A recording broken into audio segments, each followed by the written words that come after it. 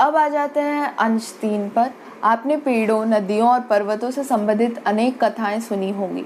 बहुत पहले से ही हमारे कथाओं में इनका मानवीकरण किया जा रहा है। पर्वतों के बारे में तो ये कल्पना भी की गई है कि उनके पंख होते हैं और वे इधर उधर उड़ते फिरते हैं। बूढ़ी पृथ्वी का दुख में पहाड़ का मानवीकरण का उद्देश्य अलग ही है। आइए इसे समझें। जिस तरह कविता में पहले कुछ सुनने, कुछ देखने और कुछ सोचने का आग्रह किया गया है, वैसे ही कुछ महसूस करने पर भी बल दिया गया है। गिरते हुए पेड़ की धमस के संदर्भ में भी महसूस करने का एक रूप आ चुका है। इस अंश में पहाड़ की भयंकर यातना को महसूस करने का आग्रह किया गया है। उसका जो दुख है, उसको जो परेशानियों से भरी चित्कार जो उसके अंदर से निकल रही है, उस चीज़ का दर्द समझने के लिए हमको बताया गया है। आपने मनुष्य के लिए तो दिल दहलाने का प्रयोग सुना होगा। जब कोई भयानक स्थिति और विपत्ति आती है तो उसे देखकर उसका सामना करते हुए व्यक्ति का दिल दहलता है, अर्थात वो भीतर तक हिल जाता है या कांप जाता है। पहाड़ मौन समाधि के लिए बैठे हैं, अर्थात विशाल पहाड़ों की स्थिरता को देखकर लगता है कि वो मौन समाधि में बैठा हुआ है। मौन समाधि यानी चुपचाप बैठा हुआ, और समाधि लेना मतलब एक जगह तपस्या में बैठा रहता है। तो वो अनेक चित्रों में आपने ऋषि मुनियों को इस तरह बैठे हुए देखा होगा। पहाड़ भी इस मुद्रा में बैठे दिखते हैं ना। कवियत्री की इस सुंदर कल्पना को असुंदर बनाता है मनुष्य का पहाड़ के साथ किया गया व्यवहार। मनुष्य एक तरफ निर्माण करता है और तो दूसरी तरफ विनाश भी करता है। मनुष्य ऊंची ऊंची इमारतें बनाने के लिए पत्थर, सीमेंट आदि पानी को पहाड़ में डायनामाइट लगाकर उसमें विस्फोट करता है। जब पहाड़ विस्फोट से टूटते हैं तो ऐसा लगता है कि मानो मनुष्य के इस व्यवहार से उसका सीना दहल गया हो और कोई ठोस चीज़ बहुत तेज़ आघात और चोट से टूटती है तो उसके कुछ टुकड़े तेज़ गति से बहुत दूर तक इधर उधर जा गिरते हैं। इसे इन टुकड़ों को छिटकारना और कहते हैं। पहाड़ के सीने पर मनुष्य तेज आघात करता है, इससे उसके पत्थर छिटक कर दूर गिरते हैं। कविता की इन पंक्तियों में पहाड़ के प्रति मनुष्य का क्रूर व्यवहार की ओर संकेत किया गया है। अब हमने नदी हो गया, पेड़ हो गया, तो अब हम पहाड़ के बारे में पढ़ते हैं कि पहाड़ को हम किस तरह से एक्सप्लॉइट करते हैं। जैसे मैंने कहा, इमारतें बनाने के लिए सीमेंट पत्थर भी पहाड़ से मिलते हैं, और जैसा मैंने पहले बताया था कि घर हम बनाने की होड़ में और रास्ता बनाने की होड़ में, और क्योंकि हमारे पास ऑलरेडी कमी होती जाती है, जब हम लालच में 3-4 घर, किसी के पास 3-4 घर है तो किसी के पास तो बाकी लोगों के पास घरों की कमी हो जाती है, तो वो कहाँ जाएंगे? फॉरेस्ट ही जाएंगे, पहाड़ों पे ही जाएंगे रहने के लिए। और कुछ लोगों का तो ऐसा होता है कि हमारा घर एक यहाँ पे भी होना चाहिए, वहाँ पे भी होना चाहिए, वहाँ पे भी होना चाहिए, ताकि हम कुछ दिन यहाँ भी बिताएं, वहाँ पे। अरे आपको घूमना है तो अगर या तो पैसे कमाओ, जितना के पैसा आप लगा रहे हो खर्च करने में, मतलब घर बनाने में खर्च करने में, चूँकि रहना भी उसमें ढंग से है नहीं, फिर उससे इलेक्ट्रिक बिल और ये सब करने में परेशानियों में बीत जाना है। तो एटलीस्ट आप एक काम करो, उस चीज़ पैसे को बचाओ और ऐसी जगहों पे जाओ जहाँ पे आपको बहुत सारी जगह होती है, जहाँ पे बहुत छोटी छोटी जगहों पे आप रह सकते हो कुछ पैसे देके। हॉस्टल्स टाइप का होता है या हट्स टाइप के बने होते हैं, जो कि बहुत ही ऑर्गेनिक तरीके से बने होते हैं ताकि वो एनवायरनमेंट फ्रेंडली हो।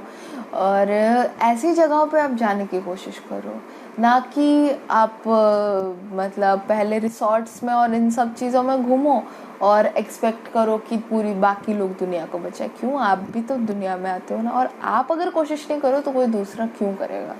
तो पहले अपने आप को उस काबिल बनाओ। और उसी तरह से जैसे पहाड़ को जो हम इतनी क्रूरता से जैसे व्यवहार करते हैं, तो उसका कैसे दिल हमारा जैसे दहल जाता है जब हमारे साथ कोई बुरा एक्सपीरियंस होता है। तो उसके साथ भी तो ये इतना बुरा एक्सपीरियंस आप उसको करवा रहे हो, तो क्या उसका दिल नहीं दहलता होगा? उसके बाद आ जाते हैं पिछले अंश में कवियत्री ने नदियों को रुलाई सुनने की आग्रह किया था, तो इस अंश में हथौड़े की चोट से टूटकर बिखरते पत्थरों की चीख सुनने को भी बोला है। फिर आ जाता है कि ये भी जानिए, क्या आप जानते हैं कि पौधारोपण करके बंजर हुई धरती को फिर से हरा भरा बनाया जा सकता है। वर्षा के जल का संरक्षण करके तालाब बावड़ियाँ बनाकर उन्हें बचाकर पानी की कमी दूर की जा सकती है। लेकिन यदि पहाड़ एक बार नष्ट हो गए तो उन्हें फिर से उत्पन्न नहीं किया जा सकता। और आपको पता है हिमालय ने हमको बचाया था एक बार जो कारगिल वॉर में।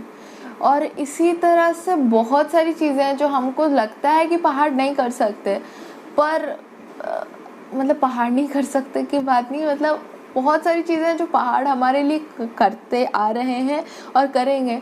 तो आप कभी बेनिफिट्स ऑफ माउंटेन्स ऐसा करके कुछ निकालना, और या फिर हिंदी में पहाड़ों ने कैसे हमें बचाया है, या इस तरह से कुछ भी निकालना और फिर पढ़ना, और फिर आप उन गिनतियों से आप इतने ज़्यादा इंस्पायर हो जाओगे कि आप सोचोगे नहीं यार और एक घर नहीं चाहिए।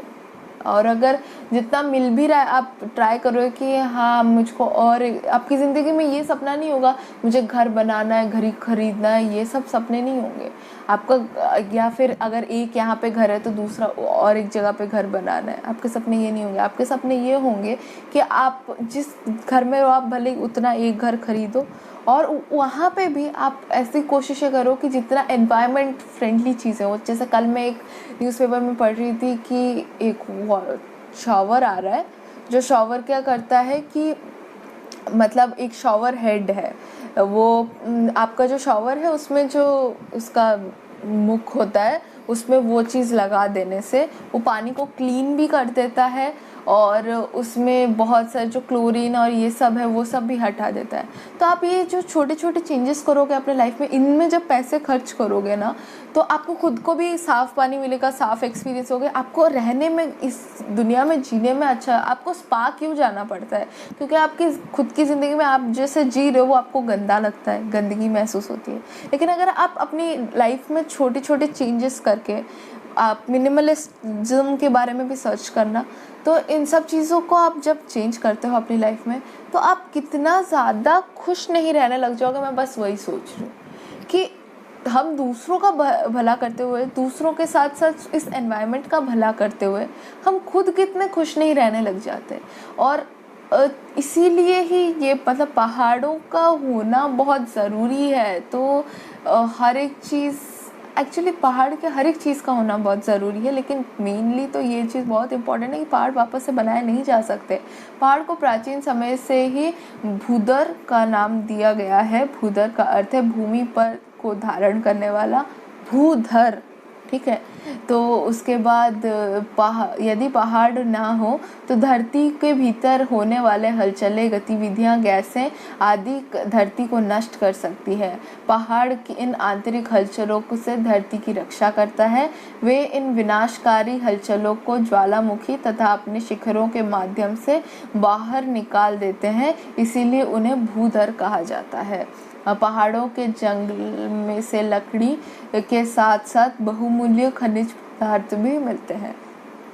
तो हमें पता चलता है कि पहाड़ों से हमको इतनी सारी चीज़ें मिलती हैं। हम इतना हेल्प करते हैं हमारे जो क्या बोलते, चाहे वो हो वॉल्केनिक इरप्शंस हो या फिर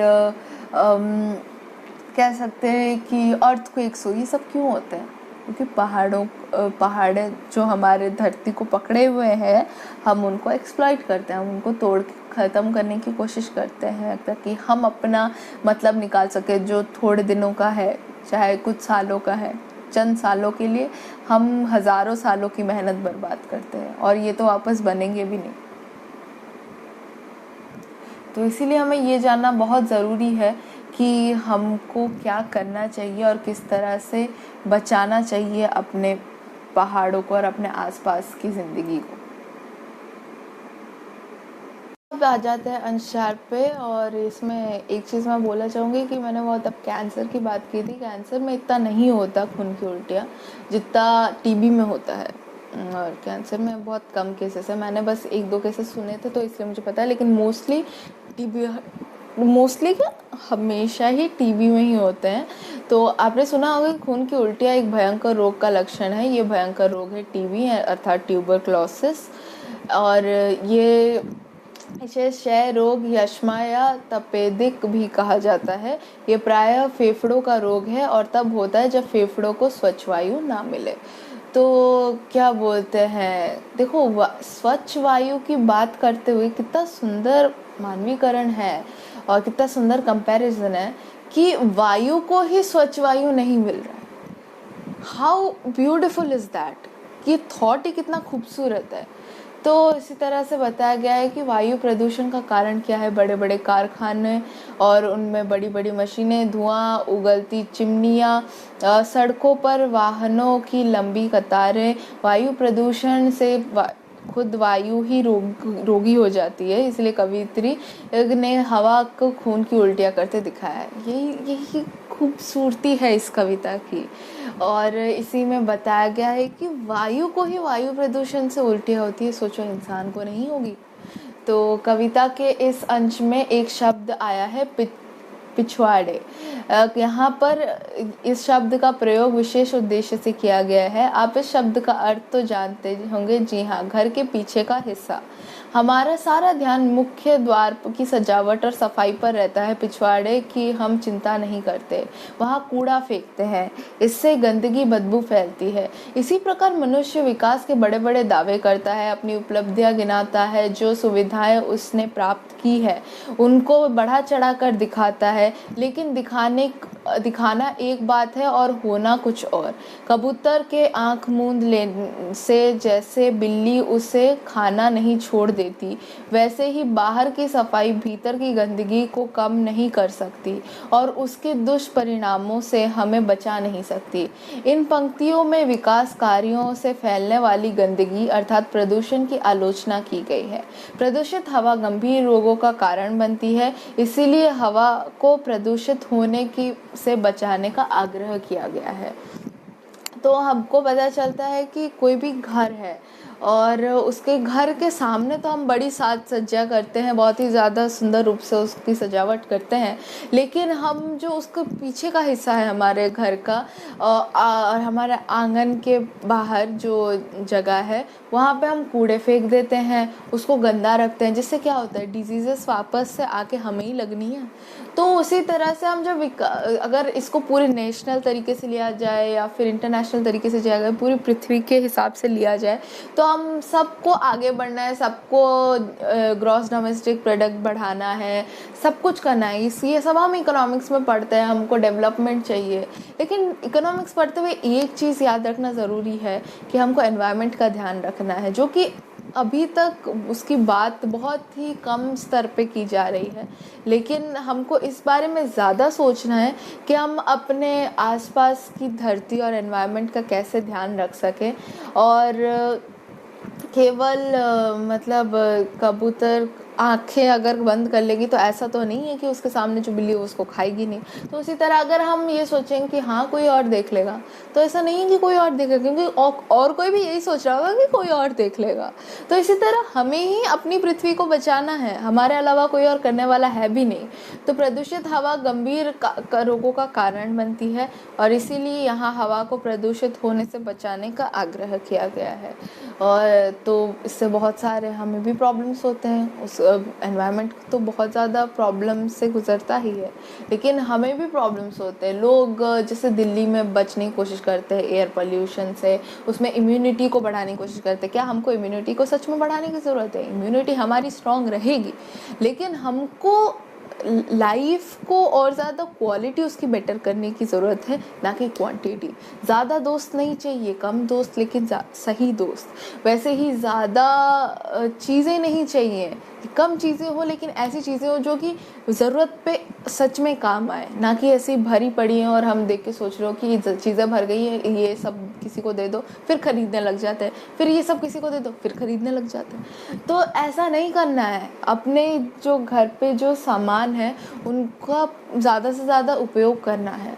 और इसी तरह से बोला गया कि आप जो उसी तरह से पूरी दुनिया के साथ भी करना है। ऑलरेडी हमारे पास जो चीज़ें हैं उनका उपयोग करना है, ना कि पेड़ों को काट के या फिर जैसे हवा को कारखानों में चीज़ें बनवा के जिससे हवा भी प्रदूषित होती है, उसमें से गंदी हवाएं निकलती है तब। तो उस वैसी सब चीज़ों में हमें नहीं इंडल्ज होना है, अपना क्या बोलते हैं एफर्ट्स उनमें ना देके इन सब चीज़ों को बचाने में और इन सब चीज़ों को घटाने में हमको ध्यान रखना है कि हम कैसे ये पोल्यूशन और जो गंदगी हम फैलाते हैं इसको कम कर सकें।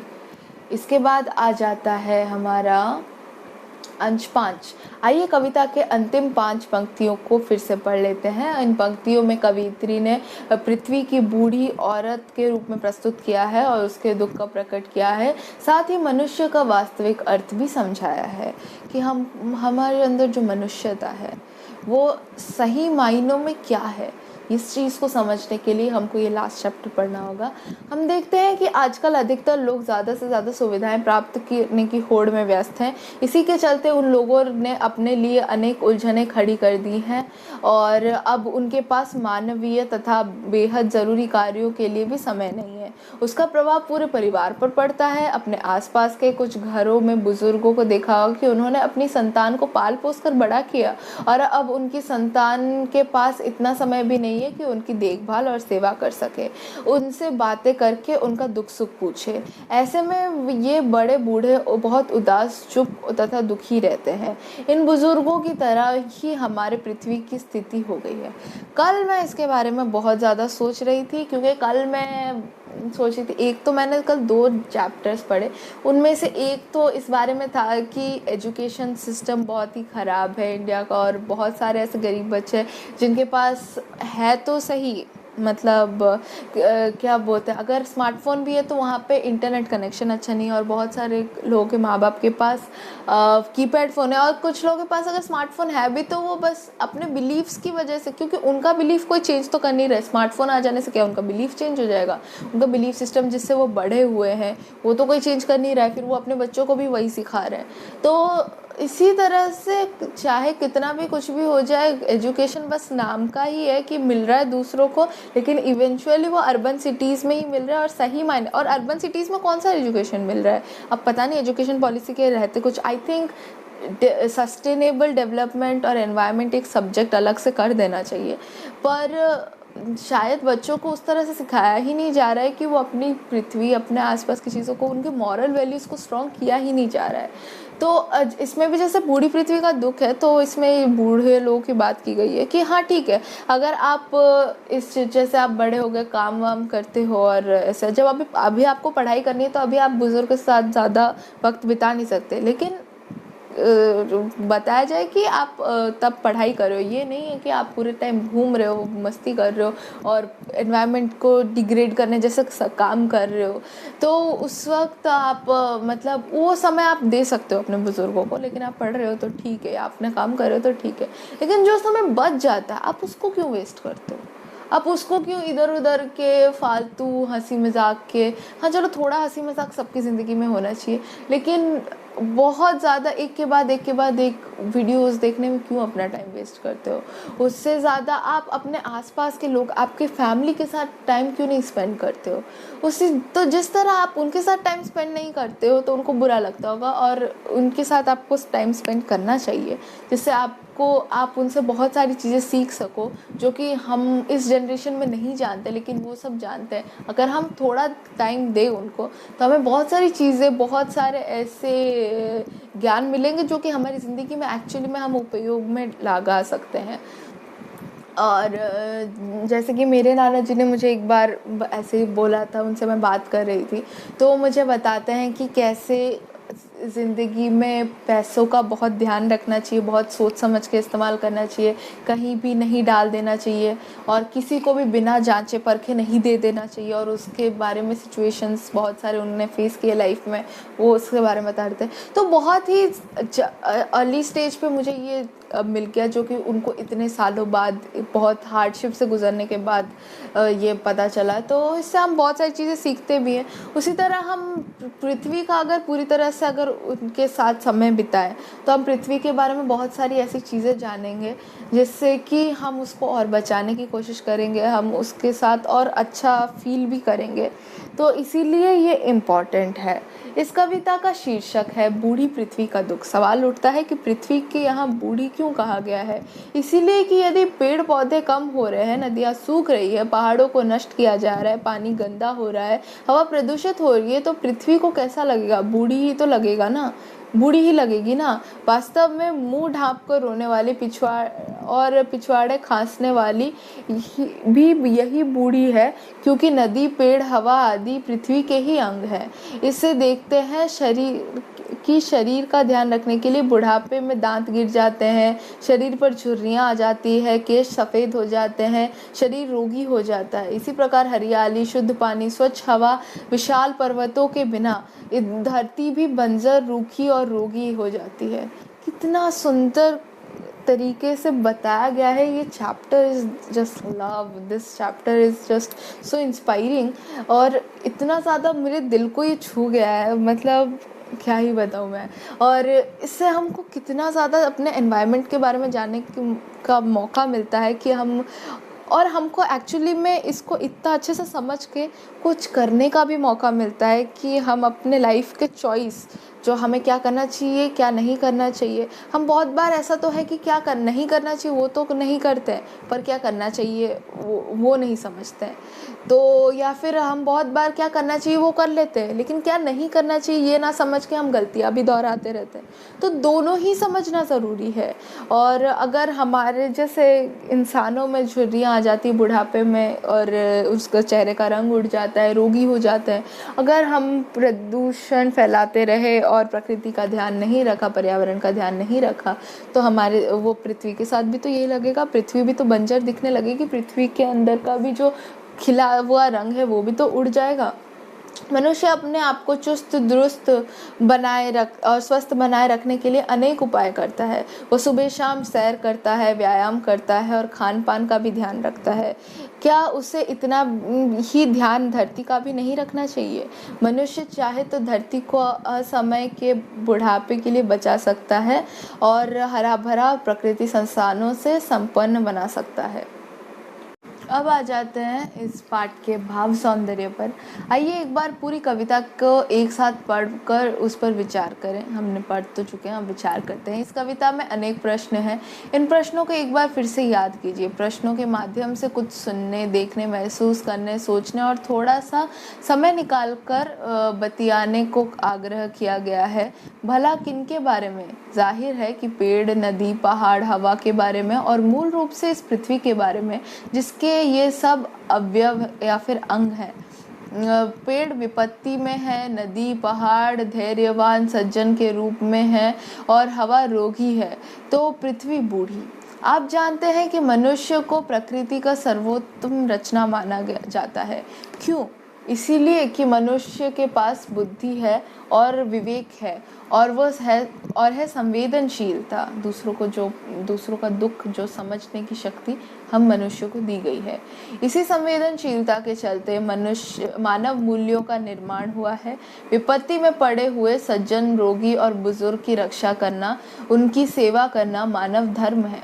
कवियत्री कहती है कि यदि तुमने यह सब नहीं किया तो क्षमा करना, मुझे तुम्हारे आदमी होने पर संदेह है। जानते हैं ऐसा कवियत्री ने क्यों कहा? क्योंकि मनुष्य से ही आशा की जाती है कि वो पृथ्वी के दुख को समझे। ऐसी संवेदनशीलता मनुष्य में ही होती है। पर मुझे जिस हद तक लगता है कि मनुष्य ही तो खराब भी तो मनुष्य करे, तो समझना ही मनुष्य को चाहिए। कौन सा ऐसा एनिमल है जो आपने देखा होगा कि अपने खाने के अलावा वो ऐसे ही किसी चीज़ का शिकार करती हो? ना कोई भी एनिमल्स मतलब प्लांट्स को उनके बिना भूख के खाएंगे। ना कोई एनिमल्स है जो कि अगर कार्निवोरस और ओमनिवोरस हैं, वो भी बिना भूख के किसी चीज़ को नहीं खाते। ये तो हम ही तो हैं जो फ़ायदा ढूंढते हैं, जिसके पास मिल जाता है तो उसको और चीज़ें चाहिए। तो हमारे अंदर मानवीकरण और मानवता होना इम्पॉर्टेंट है, क्योंकि वैसे भी एनिमल्स बर्बाद कर भी नहीं रहे हैं, इस दुनिया को बर्बाद हम ही कर रहे हैं। पोल्यूशन हमारी वजह से ही है, और चाहे वाटर वेस्ट भी हमारे वजह से ही हो रहा है, एयर पोल्यूशन भी हमारे वजह से हो रहा है, लैंड पोल्यूशन भी हमारे वजह से ही हो रहा है। तो ऐसा तो है नहीं कि ये सब किसी और चीज़ों के और कारणों की वजह से हो रहा है। तो लेकिन यह संदेह कवयित्री ने बड़ी ही विनम्रता से समझाने के अंदाज में किया है। वो क्षमा मांगते हुए ये बात कहती है कि यह बात कहना तो नहीं चाहती, पर धरती पर आए संकट के कारण उसे विवश होकर कहना पड़ रहा है। इसे उसकी उदारता मानी जाएगी और वो बहुत ही सुंदर रूप से हमारे बारे में सोच के ये सब बोल रही हैं। भाषा सौंदर्य। इस कविता में भावों को कहने के लिए कम से कम शब्दों का उपयोग किया गया है। आपने ये भी देखा होगा कि आरंभ में से अंत तक बातचीत की शैली है। कवियत्री अपने पाठक को संबोधित करती है और यह पाठक से अनेक प्रश्न पूछती है, अर्थात कविता प्रश्न शैली में है। लेकिन क्या आप जानते हैं कि सामान्य ढंग के प्रश्न नहीं है। प्रश्नों को पूछने की शैली ऐसी है, इनमें कवियत्री का सुझाव निहित है। वह अपने पाठकों को चाहती है कि वो कुछ करें। वो कुछ क्या करें ये आप समझ चुके, वो क्या करें ये आप समझ चुके। इसमें जो भाषा शैली दी है वो उसमें बहुत कम शब्दों का उपयोग किया, और ऐसा भी नहीं कि बहुत ज़्यादा प्रताड़ित टाइप के शब्द यूज़ किए, बहुत ज़्यादा हार्ड वर्ड्स यूज़ किए गए, बहुत ही ईजी शब्द यूज़ किए गए हैं। और इससे हमको बताया जा रहा है कि और प्रश्न शैली में इंट्रोस्पेक्ट करते हुए पूछा गया है, और बहुत ही नॉर्मल से प्रश्न है जो ऐसा नहीं है कि हमको समझने में कोई परेशानी होगी। और इससे वो ऐसा नहीं है कि वो चाहती हैं कि आप इसको पढ़ लो, इसका आनंद लो और ख़त्म हो गई बात। वो चाहती हैं कि आप एक्चुअली में एनवायरनमेंट के लिए करो, इस पार्ट को समझो और दुनिया के लिए कुछ एक एग्ज़ाम्पल बनो। और एग्ज़ाम्पल बनने से ज़्यादा एग्ज़ाम्पल बनने के लिए, फेम पाने के लिए कुछ मत करो, क्योंकि उससे करोगे ना आप सच्चे मन से नहीं करोगे। तो सच्चे मन से, क्योंकि आपको वो चीज़ करनी है, वो आपको खुशी देती है, इसलिए कोई भी चीज़ करो। और ख़ासकर एनवायरनमेंट फ्रेंडली होना तो बहुत ही खुशी का मायना है और आपको ये करना ही चाहिए। तो इसी तरह भाषा सौंदर्य में यही आपको बताया। कभी कभी बातचीत करते हुए आप भी सुनने वाले के सामने प्रश्न के माध्यम से किसी कार्य को करने का प्रस्ताव रखते होंगे।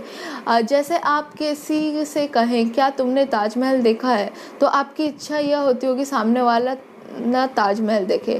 क्या तुमने शाम को आ सकते हो, क्या तुम पटना जा सकते हो, क्या आपके पास पेन है, आदि वाक्य ऐसे ही है। मतलब जब हम चाहते हैं कि सामने वाला हमारे से रिलेटेड कुछ काम करे, तो हम उससे प्रश्न रूप में ऐसे सवाल पूछते हैं। कवियत्री ने इस शैली का उपयोग करके पूरी कविता में किया है। इस शैली से कविता का प्रभाव और सौंदर्य बढ़ गया है।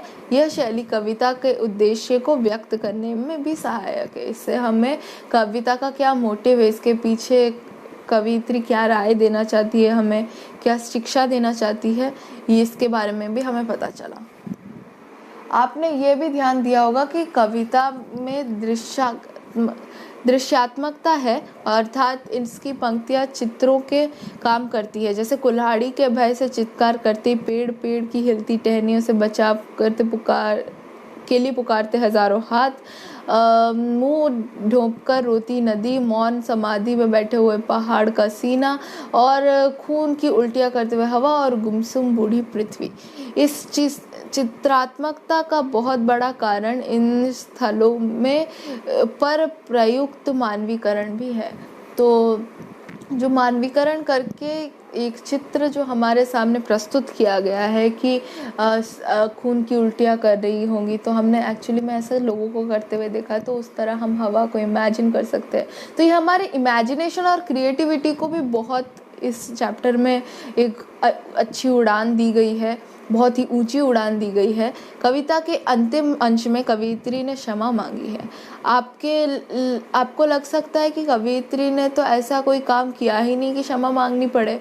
वास्तव में ये सुनने की आलोचना करने और उसकी कमी बताने और नसीहत और शिक्षा देने का एक ढंग है। जब आप अपने बड़े या छोटे तथा बराबर से सहमत नहीं होते तो उसका प्रयोग करते हैं। तो इसमें क्या है कि मतलब कवियत्री ने लास्ट में हम बोला है कि क्षमा करना, लेकिन मुझे तुम्हारे आदमी होने पसंद है। तो हम जब किसी से अग्री नहीं करते हैं, हम सोचते हैं कि नहीं आप जो बोल रहे हैं आपको लगता होगा वो ठीक है, लेकिन एक बार इस तरह से भी सोचने की कोशिश कीजिए, और शायद आपको बाद में पता चले कि आप जो सोच रहे थे वो सही नहीं था, और मैं जो सोच रही हूँ या सोच रहा हूँ वो ज़्यादा सही है। तो इसीलिए आपको इस तरह से एक बार सोच के देखना चाहिए, और इंसान तभी थोड़ा शायद उसके लिए सोचता है। अगर जो इंसान बहुत बड़बोला होके, मुंहफट होके अपने बारे में ही बोलता जाता है, अपने जो चीज़ों के बारे में सोचता है वही बोलता जाता है, तो शायद उसकी बातें कोई सुनता भी नहीं है कि हाँ क्या ये तो अपने से ही भरा हुआ है, अपने मियाँ मिट्ठू होता रहता है। तो इसीलिए इसकी बात सुनने का कोई फ़ायदा भी नहीं है।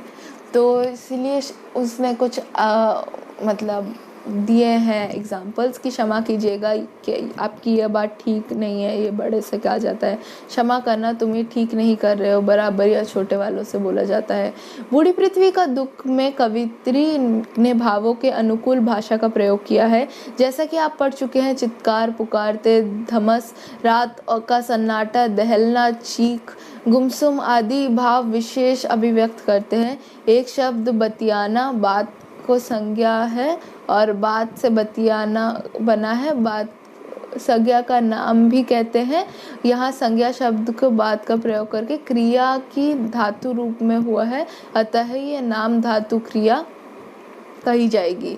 ऐसे ही अन्य शब्द भी हैं, धकियाना, धक्का देने से धकियाना, लतियाना, लात मारने से लतियाना, और हाथ से हथियाना, अगर कुछ लेना हाथ में।